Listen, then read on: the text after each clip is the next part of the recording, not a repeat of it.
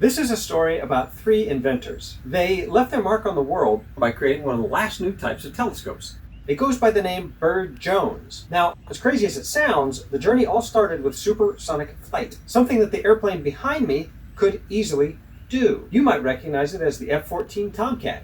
That's the airplane made famous in the movie Top Gun. This, however, is a Celestron 127 EQ power seeker, probably one of the best-selling and yet often maligned telescopes of all time. Made infamous because it uses the very Bird-Jones optics that we're talking about today. But is it really a Bird-Jones telescope? Well, that's one of the questions that we're finally going to answer in this video. So join me on this adventure where we explore the unlikely connection between these two inventions. And we'll try to solve one of the biggest mysteries in the Bird-Jones development. And that is, what happened to the third inventor's name?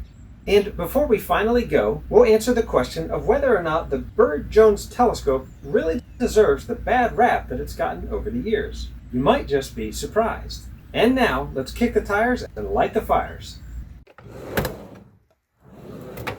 1927 was a very busy year for science. That year saw the start of a series of international technical conferences hosted in Italy.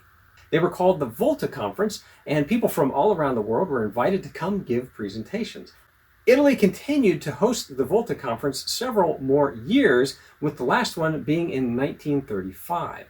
The most important paper that year was by a German engineer named Bowen. Now, he proposed that the secret to high-speed flight, supersonic flight especially, was sweeping the wings of an airplane back at a pretty sharp angle.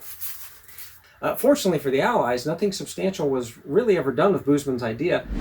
Now, despite several Americans witnessing Bowen's presentation, it never really materialized back in the United States.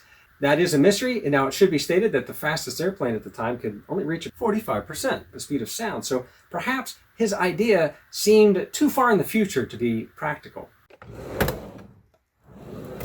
A 35-year-old American engineer named Robert T. Jones, or R.T. Jones to his friends and coworkers, was working at the National Advisory Committee for Aeronautics, sometimes called the NACA or pronounced NACA for short. If that name sounds familiar, that's because the name was later changed in 1958 to the National Aeronautics and Space Administration, what we call NASA. In one of those great examples of two scientists discovering the same idea worlds apart, R.T. Jones also discovered that the secret to supersonic flight was swinging the wings back at an angle. Fortunately, this time the idea did not die on the vine, and swept wings have been part of every transonic and supersonic airplane built since then, including passenger airplanes. If you're enjoying this video so far, please consider gently pushing that like button. It really means the world to little channels like this one. And if you want to see more videos like this, please consider subscribing. Thanks. As it turns out, R.T. Jones is a pretty important guy when it comes to the history of the Bird-Jones telescope. Go figure. He was born in Macon, Missouri in 1910, raised in a farming family. Now, he loved all things aviation. He built models as a kid. And then in the 1920s, he attended the University of Missouri for 1 year, and he dropped out to do one of those crazy things that you could do in the 1920s. He joined a flying circus. That's right, they traveled all over. Now, RT became the go-to guy for fixing the airplanes or upgrading them or, just doing modifications and that kind of a deal. Now, the problem, of course, was this was all a lot of fun for somebody that age, and then the Great Depression hit and everything went terrible. So after that, and he wandered around, and he ended up being an elevator operator at a congressional building in Washington, D.C. Now, if you're working the elevator in D.C., you're going to cross paths with a lot of famous people. And one of the people that he met several times was a famous aeronautical engineer that was working for the National Advisory Committee for Aeronautics. His name was Max Monk. And Max Monk convinced him to take the class that Max Monk was teaching on aerodynamics, and he did that for about 3 years. Now, he never technically got a degree, but he did actually get quite a bit of training from one of the leading experts at the time. And in 1934, he ended up working at the NACA Langley Research Center. So he worked there for many years, and he was known to be a very good engineer. As I mentioned, in 1945, he co-discovered or rediscovered the swept wing theory for high-speed flight. Now, this got him a lot of honor and praises, and it allowed him to almost write his ticket. He and his wife got offered a job at the NACA Ames Research Center out in sunny California, and of course, that's where they went. Now, this gave him a lot of time to indulge in his biggest hobby, which was astronomy. Not just astronomy, but he also liked to design telescopes. And in the mid-1950s, he actually designed a huge 12-inch reflector telescope that was almost 7 feet long. However, he quickly settled on a much more compact design in the form of a 6-inch Maxitov Newtonian. Now, I know that seems a little bit strange. It's sort of a mixed match of a couple different terms that you may have heard. We'll get into that in just a moment. Now, in order to sell these telescopes, he started a company called Vega Instruments Incorporated. Here's a picture of the telescope. It was made from machined aluminum. It was considered very high quality. All in all, he built 39 of the 6-inch models and 2 of the 8-inch models, as far as we could tell. And at the time, the 6-inch was going for $1,675. That's a modern-day price of $18,000. Now, as you might imagine, that was a very, very expensive telescope at the time. But according to his marketing materials, there was nothing else out there like it. Here is a snippet of his marketing materials. He says that there's no commercial 6-inch that compares to it in portability. There's no spider, so there's no diffraction.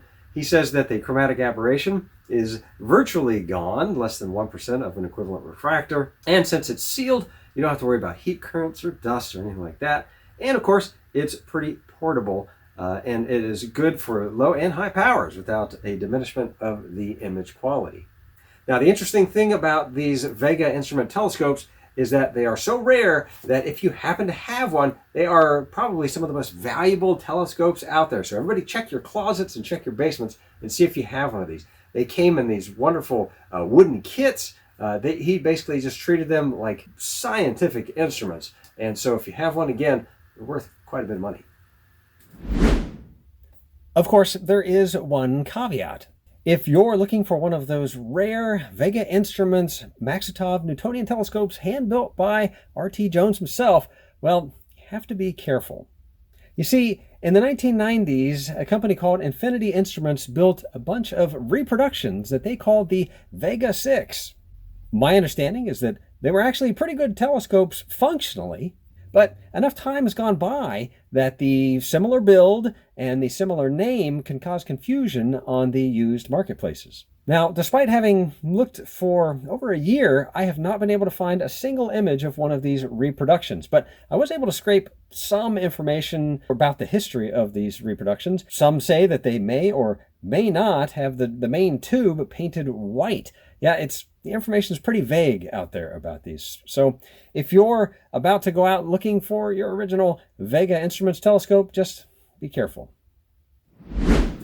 Now here's a close-up of how they worked. Now I called them the Maxitov Newtonian. You're probably used to hearing Maxitov Cassegrain. The difference here, and if you look very closely, is that as the light goes through it, starting from the right to the left, it goes through that curved meniscus lens, which preconditions the light, and it hits that primary mirror in the back, and that primary mirror is a spherical mirror, and it bounces forward. Now, in a traditional Cassegrain, it would hit sort of a curved mirror that would bounce it out through a little tiny hole in the back of the telescope. But in a Maxitov Newtonian, it doesn't do that. It actually bounces out the side and goes through the focuser tube, as shown in this diagram. Now, I have to give credit to Tom Steinberg. He is a former owner of one of those rare 8-inch Vega telescopes. He no longer owns it, but he does have a lot of marketing material from it that he collected over the years. So a lot of thanks to Tom Steinberg out there.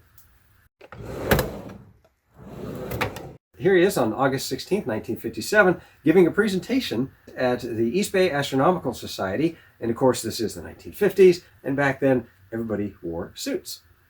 Here's a second photo that I got from Tom Steinberg. It's R.T. Jones demonstrating just how portable this thing is. Now, it's about, I guess it's 30-something odd pounds, so it's, still luggable. Lastly, we have this bit of marketing material. Now, it has the diagram that I just showed you, but I want to point your eyes to this section over here that has these vertical stripes. This is actually the result of a Raunchy test. Now, a Raunchy test is how you can test the curvature of a mirror. Now, primarily, it'll give you a clue as to whether your mirror is spherical or whether it is parabolic or has some kind of other odd shape that needs to be fixed. This is especially helpful if you're grinding your own mirrors. Now, take a look at this one. This shows perfectly vertical lines, and that's a telltale sign that you have a very, very nice spherical mirror. Now, if that seems at odds with what you've heard, where modern telescopes have to have a nice parabolic mirror, well, it's time we learned a little bit about that. Before about the year 1000 AD, the monks of Europe would spend their days reading and writing the Latin at the time. Now, they could do this up until they reached about their mid-40s, because that's when people tend to lose their close-up vision. That happens to this day. That's why I have bifocals. This means that they would often retire by the time they were around 50, if they lived that long. But after about the year 1000, they discovered that domed pieces of quartz or glass could be used to make the words look bigger and more readable, and this would allow them to work well into the older years. Now, the monks had a special name for these because they thought they looked like lentil beans, and of course, the Latin word for lentil beans is lens. As you might imagine, this triggered a whole new industry that ultimately led to making eyeglasses. And several hundred years later, in 1608, a Dutch spectacles maker named Hans Lippershey, this guy, well, he discovered that if you stacked a few of these lenses in just the right order, it could make faraway things look much closer. You can imagine the tremendous military value that Hans Lippershey's invention would have had. You could see enemies coming from very, very far away. So he tried to patent his idea, and oddly enough, it was denied.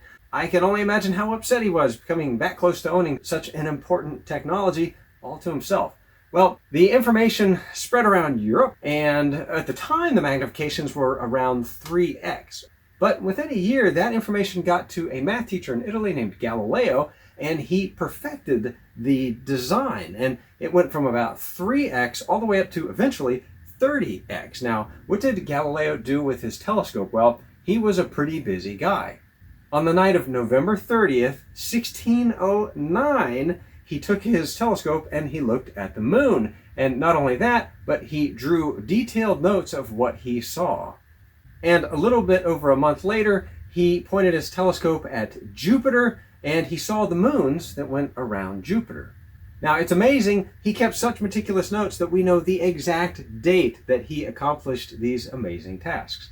But eventually, he took all of his notes, and about 3 months later, in March of 1610, he published them in a book that was titled Sidereus Nuncius. It's Latin for starry messenger, and it made him a superstar. You can think of him as the original Carl Sagan of sorts, because it made him pretty famous, and eventually it brought a lot of money to him. Now, a quick note about the Dutch perspective glass. Up until about 1611, all of these inventions were called Dutch perspective glasses, or sometimes spy glasses. But in 1611, there was a dinner held in honor of Galileo, and a fellow mathematician named Giovanni de Missiani gave a speech or a toast that was honoring Galileo, and he used the fancy word telescope. And ever since then, that's what we've been calling him. Now the question is, are lens-based telescopes perfect? Well, no, they're not, actually, because it has to do with the fact of how the light is bent when it goes through a lens. If you have, say, a really thick lens, that light comes in and it gets bent down to a focal point. The problem is that some colors bend faster than others. So if the light is focused too dramatically at a point that's closer and closer, you'll see the lights start to separate. Sometimes it's called the prism effect, but its technical name is chromatic aberration. And this has been a problem that has plagued lens-based telescopes since, well, Galileo. So how do you get around this problem of chromatic aberration? Well, there were a couple ways to do that. One of the most straightforward ways is to make your telescope really, really, really, really long, like 20, 30, 40 feet long, and it would give you these very, very, very big focal ratios. Of course, that is somewhat impractical. So 60 years after Galileo, Sir Isaac Newton came up with an almost perfect solution. He bypassed lenses and he used mirrors instead. He invented the reflector telescope. In fact, here it is right here. It's actually quite small. It's probably maybe even smaller than this guy. This is a demonstration telescope. Let me show you how it works. It has a curved mirror here at the back. So light comes through the telescope. It hits the curved mirror. It bounces forward in a cone, and it hits this little diagonal mirror right here up front, which gets bounced out the side, where you can look through the eyepiece. All the magnification is done in the eyepiece here, and you get a pretty cool image. It's a very interesting design. When Newton built his telescope, he chose polished speculum for the primary mirror at the back.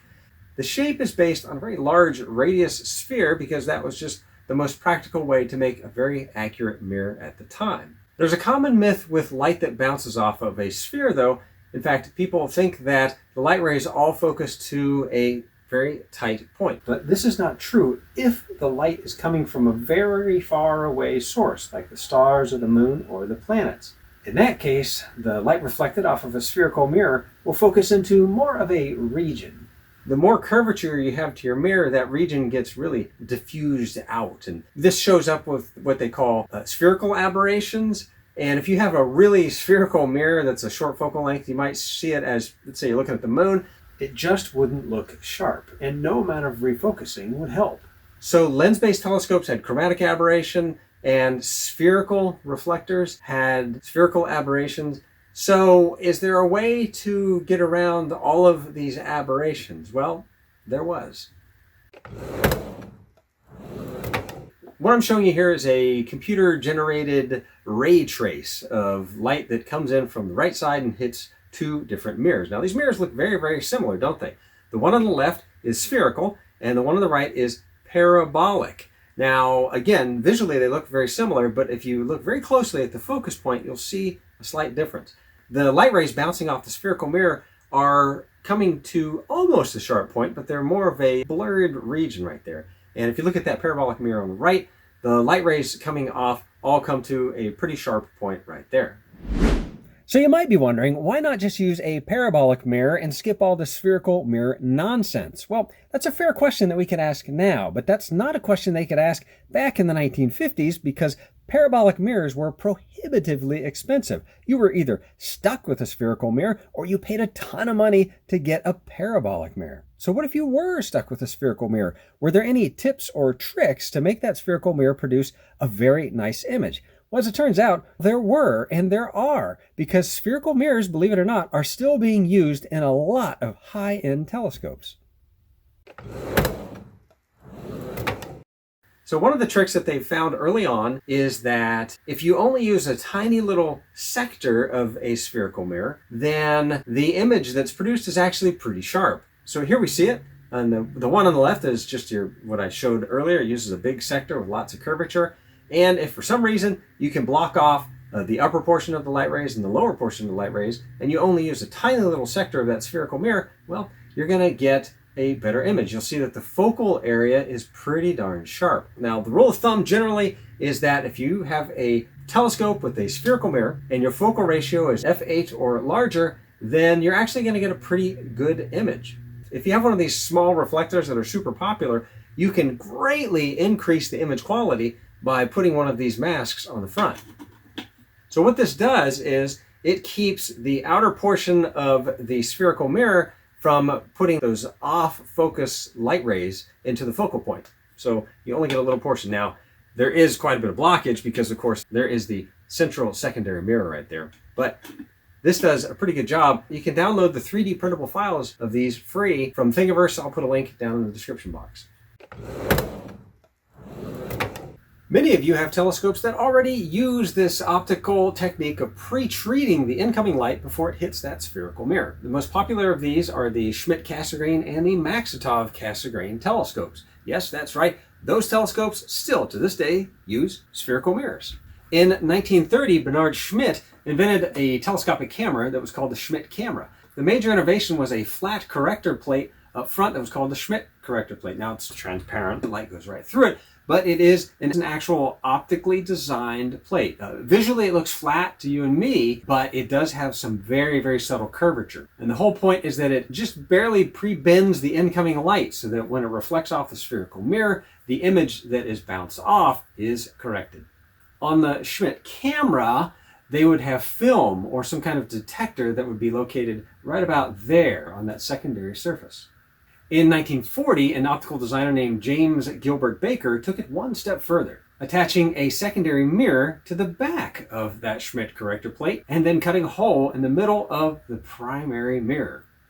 This let the image enter the telescope, bounce forward off of the secondary mirror, and then bounce out that hole at the back end where there would be somebody with an eyepiece that could view a wonderful telescopic image. That long back and forth light path is one of the reasons that Schmidt-Cassegrains have such a very long focal length given their very short physical length.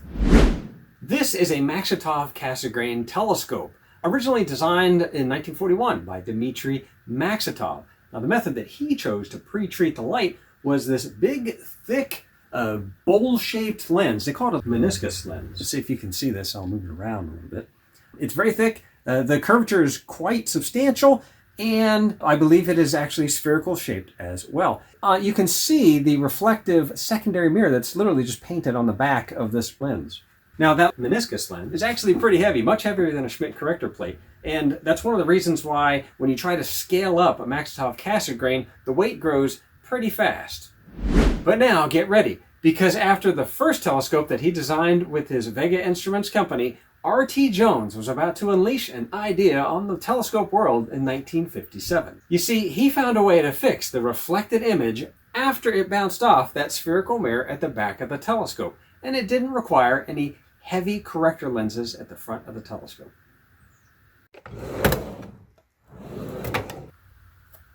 And there it is.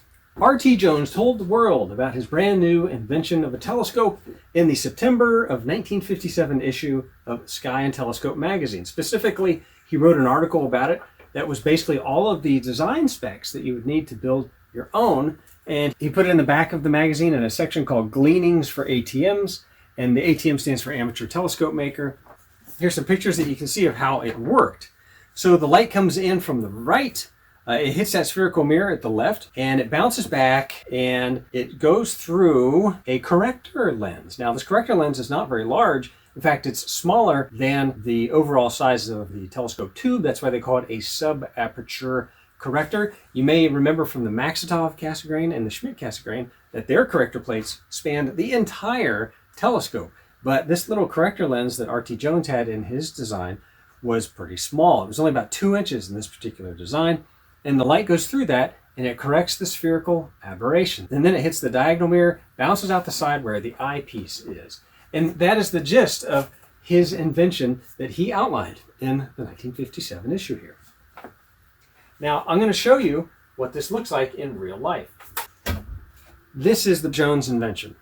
So you have this metal tube, and in the end is this corrective lens. It's actually double. It's two lenses, and they're stacked, and there's an air gap in between them, and the image goes through there. The spherical image is coming up this way, and it goes through there, gets corrected. It hits the diagonal mirror and bounces out the side of the telescope where the eyepiece is. Now, as you can imagine, that weighed a lot less than that thick meniscus lens or the thick Schmidt corrector plate that is on the other types of telescopes. In the 1957 issue, he has the tech specs that are published, and here's a picture of the telescope. And as far as we know, this is the only working prototype that he ever built, because it never did get commercialized. So this is a pretty cool picture. As far as you know, this is it. This is the only one. Where this one ended up, we don't know. There is some speculation. I'll talk about that in a little bit. What do we know? His telescope had a 6-inch spherical mirror in it, and it had a physical length. Basically, it was an f4 physical length, but it had a 2-inch corrector doublet that made it, essentially optically made it an f8. That corrector was also what he called a negative correcting lens. So that corrector lens not only got rid of the spherical aberrations, but it was also acted sort of as a Barlow lens. Now, in the article, he didn't call it the Jones style telescope. He actually called it a wide field telescope with spherical optics. That was the name that he gave. It's kind of a mouthful, but that's what he called his telescope. So what are the highlights from this article? Well, the first is that it had a 6-inch mirror at the back, right? And it had a corrector flint doublet, and it used spherical lenses. That comes in later on as to why he even published this design. The corrector lenses were designed with something called thin lens theory. Again, remember, this is before software, so this is back in the day when they had lots of analog solutions to lots of the engineering problems. And that doublet used an air gap in between both of the lenses. He does speculate that using cemented together optics might improve it somehow, but he stayed with the air gap. The prototype that he had was made out of machined aluminum, not so different from his Vega Instruments telescopes. It had a 2-inch corrector Barlow, and he did experiment. He had a 1.4-inch, but after finding out that it just didn't satisfy what he felt was a good enough image, he did expand it to 2 inches, and he did try some masking as well. And all of the necessary measurements for the radii of the lenses are all published in this article. So why this design at all? He spent years making and selling his 6-inch Maxitov Newtonian and 8-inch. They only made 2 of those. He made those for several years, sold under his Vega Instrument Telescope Company. And so in 1957, when he published this, it was just the tech specs that he published in here. So, I mean, anybody could have taken that design and made it, which is, it's a little bit bizarre to basically tell all the secrets in your article. So why did he do that? Well, he says in the article, towards the end, he actually states, and I'm going to read this, right? As many readers know, results similar to mine may be achieved, theoretically at least, with a Cassegrainian type of reflector. The present design, however, with only spherical surfaces, permits this theoretical performance to be approached more closely in an instrument that can easily be made by the amateur. So right there he encapsulates everything. The purpose of this article is so that you can make a really high quality telescope that doesn't use any fancy meniscus lens or Schmidt corrector plate, and that you can do this at home, assuming you can grind your own mirrors and grind your own lenses. But this is something that you could theoretically do at home. Now, what's really fascinating is the very last sentence of the article. So if you ever wondered if he had commercial aspirations for this design, maybe eventually to start producing these and selling them, he says, and this is the very last sentence of the article, "Commercial rights are reserved by me." So I think that he was planning on turning this into a commercial endeavor. So here we are, it's 1957. R.T. Jones has basically told the world how to make his new telescope with a little sub-aperture corrector Barlow lens floating in the middle. So what happened? Did it take the world by storm? No, it did not. The Jones style of telescope essentially faded away. And through all my research, I was unable to find any evidence that he successfully commercialized the design that he outlined in this magazine. So then the trail goes dormant. In 1976, at the Southwest Regional Convention of the Astronomical League, a paper gets published by 2 optical designers named Thomas Bird and Alfred Bowen. Now, the convention took place between May 21st and 23rd in Dallas, Texas. And the title of the article is, drumroll please, "The Jones's Catadioptric Telescope with Additional Optional Doublet for Photography" by Thomas S. Bird and Alfred V. Bowen. So here we are. You can see it's typed on a typewriter, nothing too fancy. And in this article, they talk about a theoretical design based on R.T. Jones. And the very first line of this article is pretty fascinating. It says, "The authors of this article have had the repeated pleasure of viewing the skies with one of the original telescopes made by Robert T. Jones, as described in his article in Sky and Telescope magazine, 1957. Now, this is very fascinating because this means that they likely had access to either R.T. Jones's original prototype or one that somebody else had built in the 19 years between when he published his article. Now, I have not been able to figure this out. You'll find out later that this telescope still exists. Al Bowen had in his possession one of these telescopes.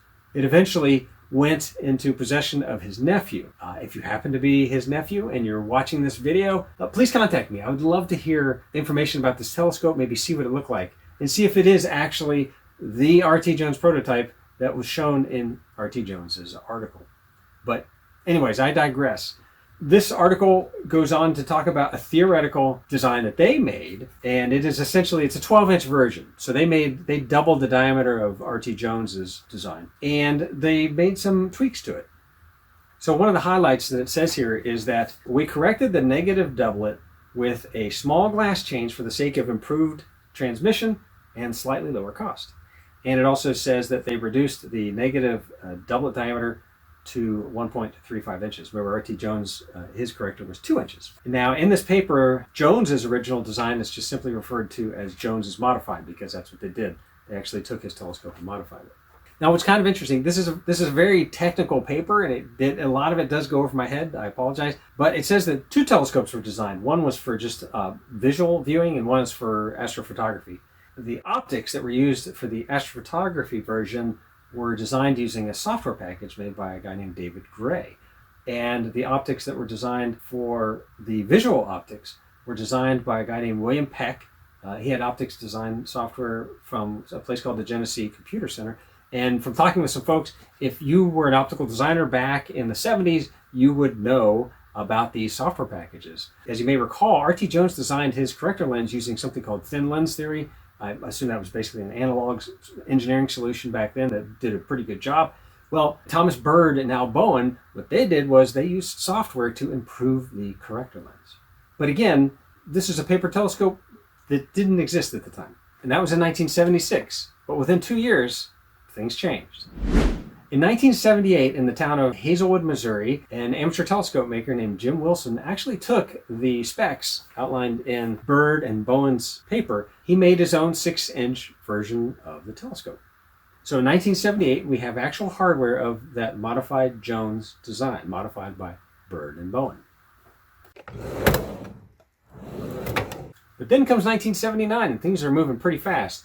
This article that Bird and Bowen published, they got rid of all the typos, and they had it edited a few times, and it was republished in Telescope Making Magazine number 3. A lot of my videos, I talk about this magazine series. It was created by Richard Berry. This is a fantastic series of magazines. If you can get access to these, you will have access to essentially the encyclopedia of telescope design and modification. But in this article, it's called A Compact All-Spherical Catadioptric Newtonian Telescope. They tell a few things. Well, as R.T. Jones even said, everything about his telescope was spherical. The mirror is spherical. The corrector lenses were also spherical. And he gave the radii that you could use to make those lenses, if you had the time and patience. So Bird and Bowen's paper was edited and refined, and it was published here.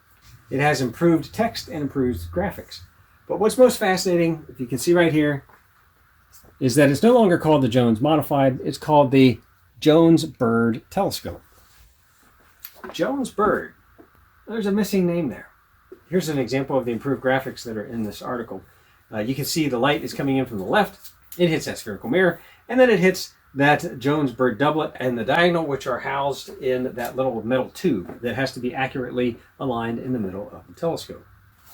Now, as I mentioned, things are moving fast.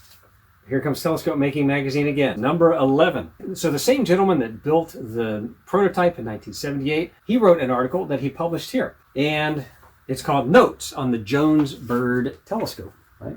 Again, one of the inventors' names is missing. The gist of this is basically, it talks about how to align that tube in the middle. You know that tube, I showed you the picture from before. That tube contains the corrector lens and it contains the diagonal lens. And those have to be perfectly centered. You know, in this magazine, he goes into extreme detail about basically how to make a jig that can align this in the middle. And it turns out that it becomes sort of an Achilles heel for the whole Bird-Jones telescope design, as was built in the late 70s and 1980s. So the key takeaway from this article is something that he writes in here.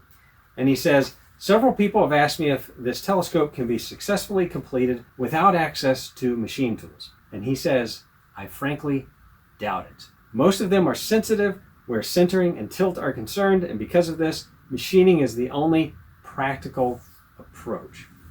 So again, he's pointing out the Achilles heel of the Jones-Bird design, and that is that it has to be lined up extremely precisely for it to work. So there's a whole lot of paper telescope design going on. But until the late 1970s, as far as we know, there were really only 3 bits of hardware. We had the original prototype that R.T. Jones built and photographed for this magazine here. We also had the prototype that was built by Jim Wilson in 1978, and he based that on the Bird and Bowen paper. But there's a third one that I haven't quite shown you yet. Now, you've seen this magazine before, but if you go to the back of the article, you'll see pictures of actual telescope hardware.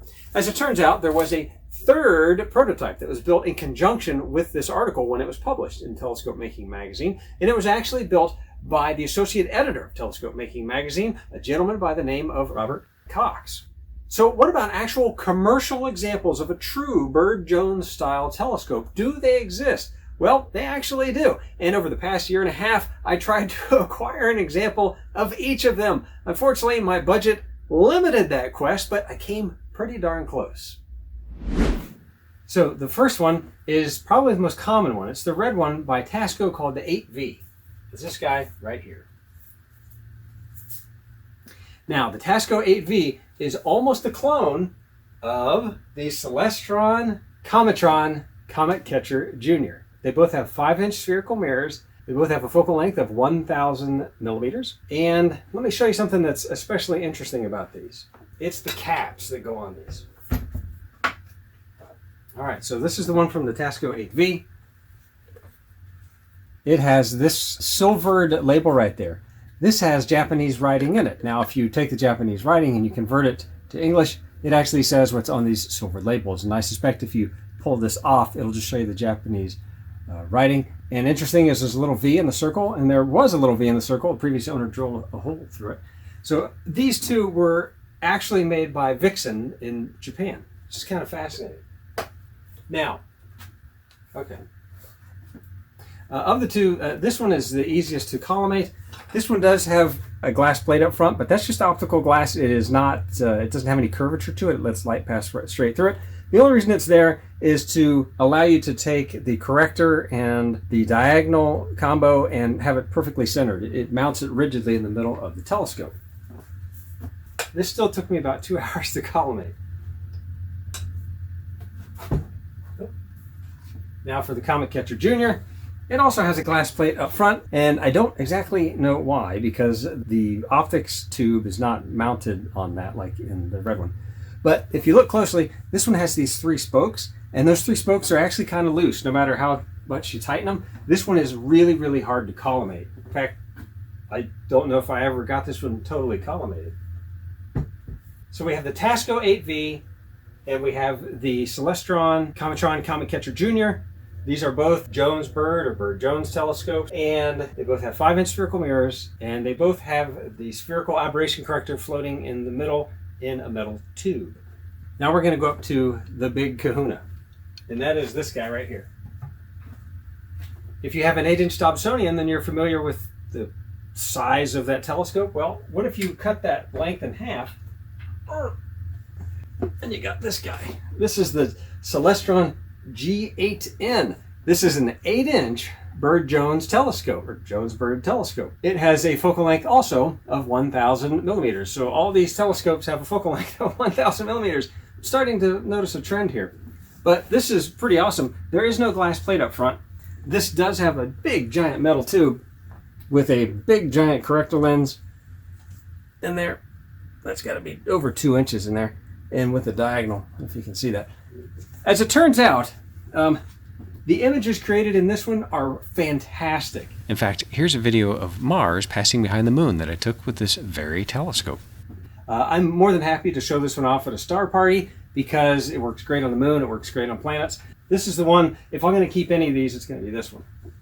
There is a 4th one. Unfortunately, I could not acquire it. They were running about $800 used, but it is called the Tasco 16T. It actually has a 6-inch.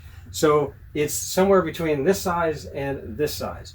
It's really, really nice. I'm going to show you a picture of it here. It is almost a beautiful telescope, you might say. If you have the full kit, and it has this really nice viewfinders, and I understand it comes in nice boxes. It has a focal length of 1,360 millimeters, but supposedly it's really, really nice. And again, it was beyond my budget, so I wasn't able to get it. Now, those are the 4 most commonly known commercial versions of the Bird-Jones telescope. These were produced by Vixen, and they were sold in other parts of the world under different names, but they effectively are these 3 and the Tasco 16T that you saw. Recently, in the past few months, I found out there was another one, and it gets a little bit bizarre. I wrote to Celestron to get the user manual for the G8N, and strangely enough, when you get the user manual for that, it has a picture of 2 telescopes on the front. It has the G8N, and it has the C150 HD. Now, I tried to find out if the C150 HD was a Jones Bird telescope or if it was just a standard, maybe short Newtonian or something like that. And after some research, I found out that sometime during production, they changed it. It actually went from, it either went from a Bird-Jones telescope to a Newtonian, or it went from a Newtonian to a Bird-Jones telescope. I'm not sure which one happened first, but technically there are 5 commercially available Bird-Jones telescopes out there, but only one of them was available for half of the production run. So there you go. You've seen all of the commercial ones. If you know of another one, please leave a comment down below. We really have to get to the bottom of these weird name changes that follow the history of this telescope. So in 1957, R.T. Jones himself simply called it a wide-field telescope with spherical optics. That's because the mirror and the corrector lens used spherical optics. But in 1976, when the Astronomical League convention happened and this paper came out, they called it Jones-type telescope or modified Jones telescope. And this was the paper that was written by Bird and Bowen. Now, of course, later on, they edited this and they produced the article in Telescope Making magazine, number 3. And in this one, they had changed to Jones-Bird telescope. So this is 1979.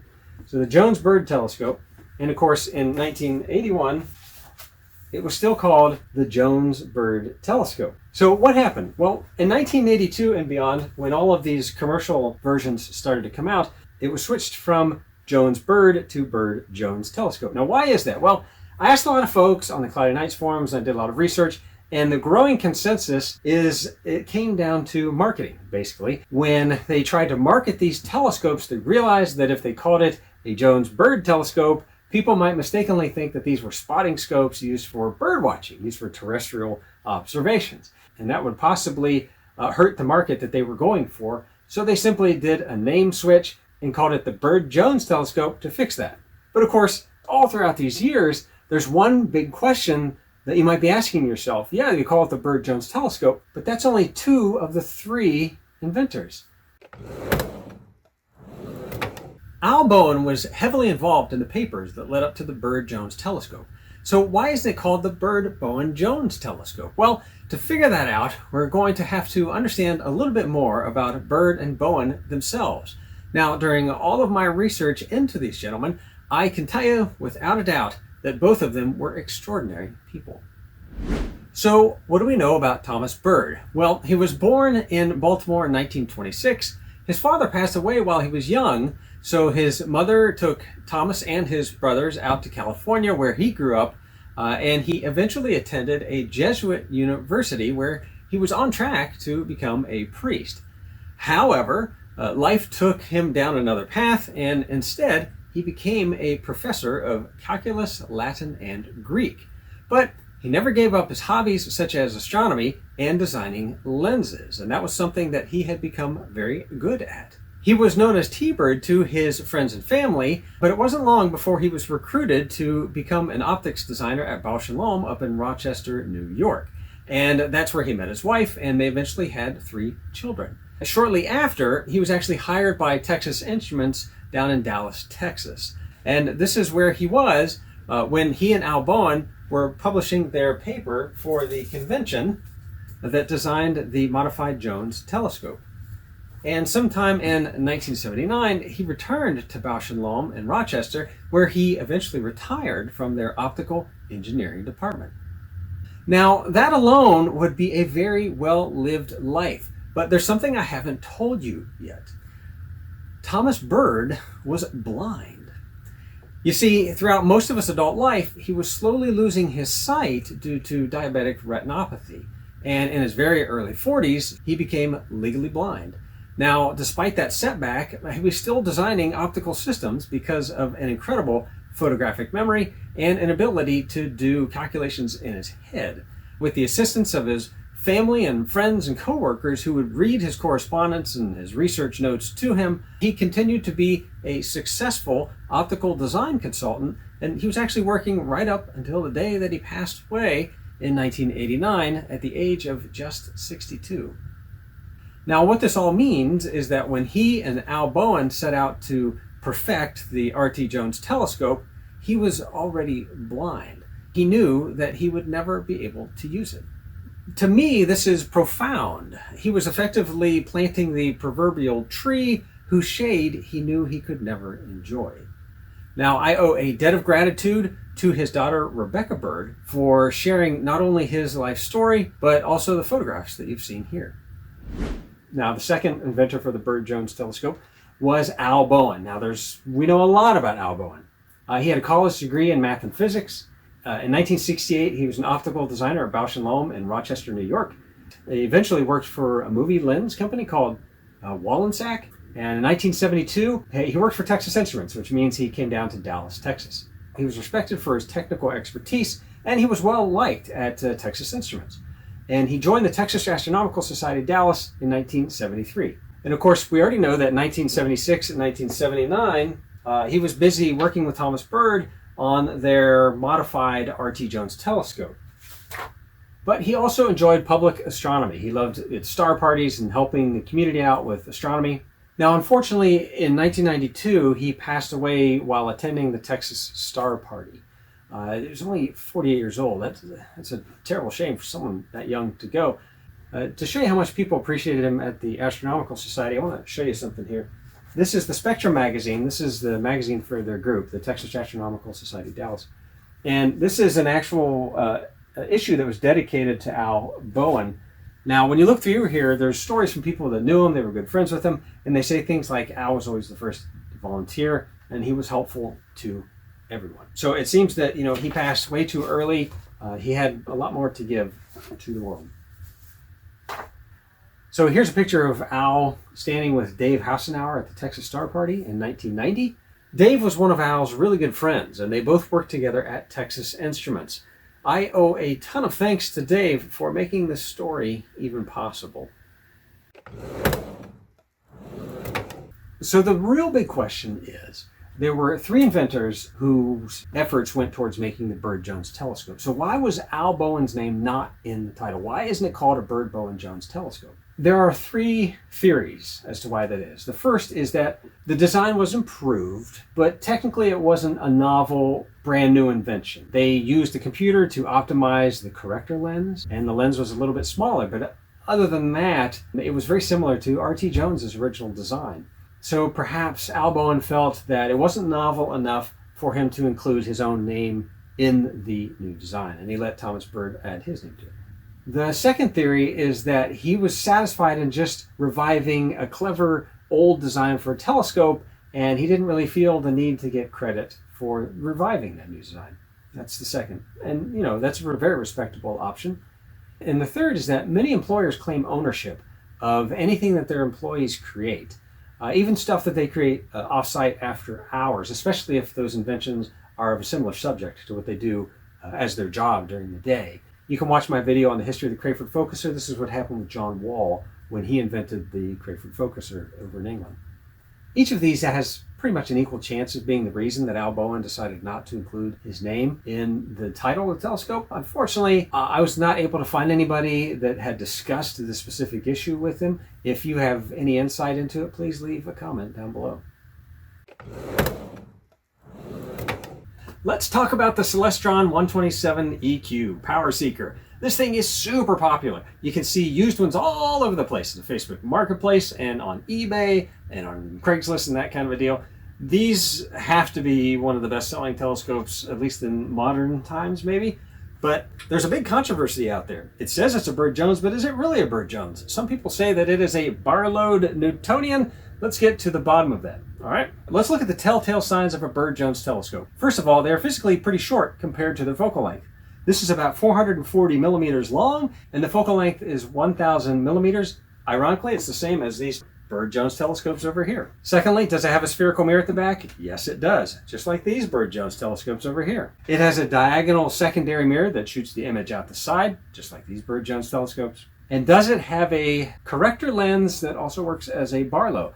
Yes, it does, just like these over here. The difference is the location. On the Celestron 127 EQ, that corrector lens is not floating in the middle of the telescope tube. No, in fact, the corrector lens is actually mounted at the bottom of the focuser tube, and it goes up and down as you turn those focuser wheels. Would R.T. Jones approve of having the corrector mounted in the focuser tube? Well, we don't have to go very far to find the answer for that. If we look at his 1950s Vega Instruments telescope, if you go to the schematic, you can see that there was an optional Barlow that would fit in the focuser tube, and it was not fixed. It would actually go up and down as you changed the focuser tube height. So, technically, R.T. Jones was doing this before he came up with his new Jones-style telescope. I went ahead and I asked Celestron, I said, hey Celestron, can you tell me, is that really a Byrd-Jones telescope? Why did you put the corrector in the focuser tube? And to my surprise, it went up the chain of command and they wrote back. So I'm gonna read it, okay? Here we go. We put the correcting lens into the movable focuser tube instead of between the spherical mirror and the secondary mirror to save cost. It also offers the consumer the best performance we can at a price the entry-level user can afford. And you got to give it to Celestron. I appreciate their openness. They are still selling these. They're still in business. And over the past year, some of the legacy telescopes have gone away. So, I mean, the fact that Celestron's still around means that they must be doing something right. In conclusion, is this a Byrd-Jones telescope? For the most part, yes. But let's change the name a little bit, if we can. Let's call it the Byrd-Bowen-Jones/FC. The FC stands for Focuser Corrected. Let me know if you like that new name, the Byrd-Bowen-Jones/FC. It doesn't really roll off the tongue, but it is a little bit more descriptive. So are true Byrd-Jones telescopes bad? So the initial design back in 1957 was really meant for people to build in their home workshop so that they could have their own high-quality catadioptric telescope. The commercial attempts faltered basically due to design choices. The Comet Catcher Jr. has those 3 spokes that make the whole center wobbly, and it makes it really hard to collimate. On the other side of that, the G8N is a fantastic telescope. If you can get one of these used, I highly recommend it. And what about the Power Seeker 127 EQ, the Byrd-Bowen-Jones/FC telescope? Should you buy one of these? Well, that's a loaded question, and there's lots of videos out there that give you the pros and cons of it. The mount is a wee bit wobbly, and as long as you don't use really high magnification, I found it works okay, especially if it's well collimated. So there's a lot of ifs there. But, you know, for a 5-inch mirror and for the price that they ask for this, sometimes it's on sale. It's a lot of telescope for the money. You just kind of have to know what you're getting into. If you are brand new to telescopes, then you might want to go with something a little bit simpler. Celestron makes some Dobsonians that are also very good options. So my big conclusion about the Byrd-Jones telescope is this. The true Byrd-Jones design served a purpose during a very specific time period, but it has been supplanted by more affordable and less finicky designs. R.T. Jones continued to innovate. In fact, when his daughter needed a violin, he immersed himself in the study of acoustics, and he started building violins, and he did that for nearly 4 decades. In the 1960s, he did briefly leave NASA, but he quickly returned in 1970, where he worked until his retirement in 1981. Now, never one to sit still, he started teaching at Stanford University after that, and he continued to do so right up until about 2 years before he passed away in 1999 at the age of 89. As for Thomas Byrd, after inventing the Byrd-Jones telescope with his friend Al Bowen, Byrd continued doing lens design consulting despite his loss of sight. He also found time to test out new products that made life for the visually impaired folks a little bit easier and a little bit more productive. And right up until the end, he was always known for being a very lighthearted guy who clearly loved his family very much. Now, what about Al Bowen, the name that's missing from the telescope? Well, his life story was also very poignant. Despite passing away at a relatively young age, he lived his life to the fullest. And from what I've learned from talking with his friends, he was a man of intelligence and boundless passion for astronomy. Just like R.T. Jones and Thomas Byrd, his legacy continues in creations like the telescopes that you see behind me here. So what should we take away from this story? Despite all 3 of these inventors having full-time jobs right up until the end of their lives, they still found time to advance the state-of-the-art of telescope design. And that is an enduring legacy.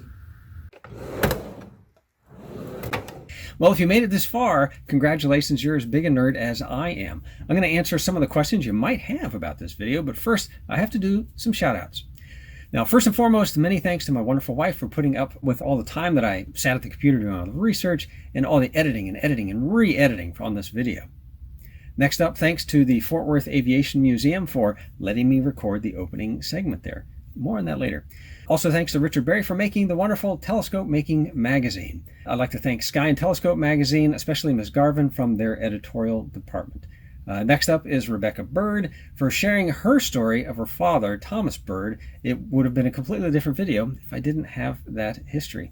On that note, I thank amateur telescope maker Carolyn Murich, who put me in touch with Miss Bird. David Hassenauer. Now, he was absolutely essential for learning about Al Bowen's story. Dave is an optics design expert, so his feedback was crucial. Tom Steinberg was crucial for the history of R.T. Jones's early telescope efforts. I appreciate all the correspondence and help that he provided, too. And, of course, thanks to the many members of the Texas Astronomical Society, Dallas, for their photos of Al Bowen. Let's see. Also, Alex Massey, who is a Bird Jones expert. And also, I'd like to thank Elmer Spatz for his help, too.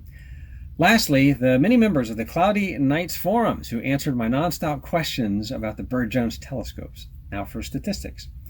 I've been researching the Bird Jones telescope history for about 2 years now. I've been buying the used telescopes like these two and the magazines for about 18 months, and it was filmed over about a 4-month period.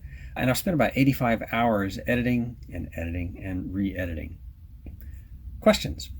Number 1, why is the sound from the opening scene at the Airplane Museum so strange? Well, unfortunately, I learned that recording outside of a museum on a busy road is very bad for audio.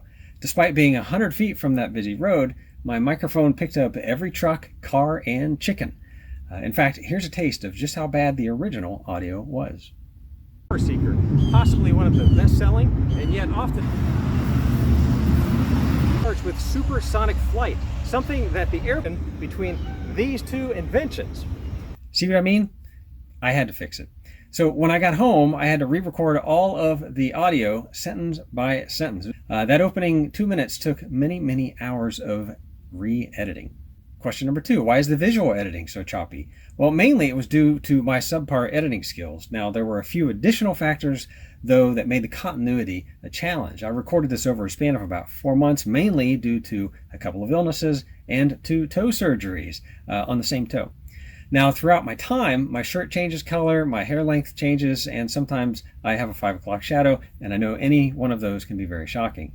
Now, at the very end of editing, I went through and I tried to remove any long pauses, and that did a real doozy on the choppiness. I guess what I'm trying to say is that it was choppy because of me and my editing. But I hope that that didn't take away from the story that I tried to tell. If you have any questions for me, please leave a comment down below. And before you go, please gently push that like button. There's no need to smash it, though. Be nice. Now, here are 2 videos that you might also find interesting. Thanks for watching, and clear skies, everybody.